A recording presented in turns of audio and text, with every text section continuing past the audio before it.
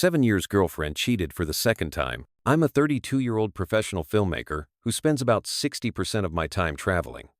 While I absolutely love my work, it has never provided the easiest foundation for a stable relationship.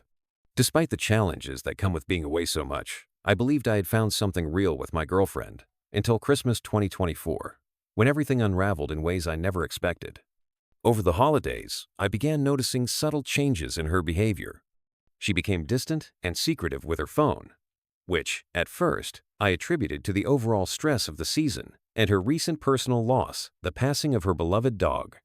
I tried to be supportive and gave her space, trusting that she was simply in mourning. However, as the days passed, I couldn't shake the feeling that something was deeply off. Late one night, unable to ignore my instincts any longer, I took her phone and scrolled through her messages. What I discovered was nothing short of devastating. Instead of finding the comfort of shared memories or the usual lighthearted banter, I found evidence of continuous sex texting with another man throughout the entire holiday season. This wasn't a one-off mistake, it was a betrayal that spanned the whole period we were supposed to be celebrating together. The betrayal hit me hard. I had been trying to bridge the emotional gap by showing affection and initiating intimacy, only to be met with constant refusals. I had convinced myself that her reluctance was linked to her grief, so I tried to be patient and understanding. But the truth was far more painful. Not only was she engaged in secretive conversations, but I soon learned she was also involved with another man. Even worse, she had been telling her friends that we weren't even really a couple, painting a picture that completely contradicted the relationship I believed we had. Throughout the holiday season, I kept my composure. I didn't want to create a scene, especially in front of her family, whom I had grown to care about deeply. Their warmth and acceptance had meant a lot to me, and the thought of causing them pain was unbearable. So, I swallowed my shock and continued to act as if everything were normal, even as my heart was breaking inside. Once the holidays were over and we were back in our regular routine, I knew I couldn't live with the deception any longer. I confronted her about what I had found. The conversation that followed was a blur of tears, vague excuses, and a barrage of manipulative statements.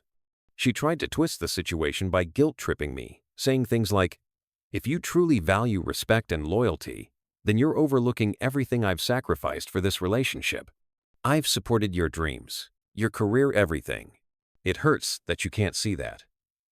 Her words were designed to make me doubt my own feelings, to cast her infidelity as a consequence of my demanding work schedule. But deep down, I knew that no excuse could justify such a betrayal. I stood my ground during that confrontation, and eventually, I made the painful decision to pack my things and leave. Walking away was one of the hardest things I've ever done. I had envisioned a future together, a future filled with shared dreams and mutual support. Now, at 32, those dreams felt as if they had been abruptly and cruelly shattered. Since that day, she's tried reaching out to me, sending messages of apology, and insisting that we are meant to be together. Yet, every time I read her words, I can't help but feel that it's all a delusion, a desperate attempt to rewrite the past and minimize her actions.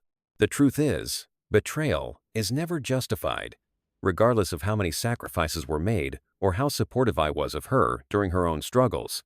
One of the most painful parts of this breakup isn't even the loss of our relationship, but the loss of her family, whom I had grown to love dearly. Their absence in my life now feels like a double blow, a reminder that I've lost not just a partner, but a part of a community I once cherished. Although I still wrestle with some guilt about my work schedule and the time it took away from us, I know deep in my heart that nothing can excuse the betrayal I experienced. I'm slowly coming to terms with the fact that I will be okay. Even though the scars of this experience run deep, I'm learning that self-respect and honesty must come first. For anyone who's been through something similar, I'd love to hear how you managed to rebuild your life after such a profound betrayal.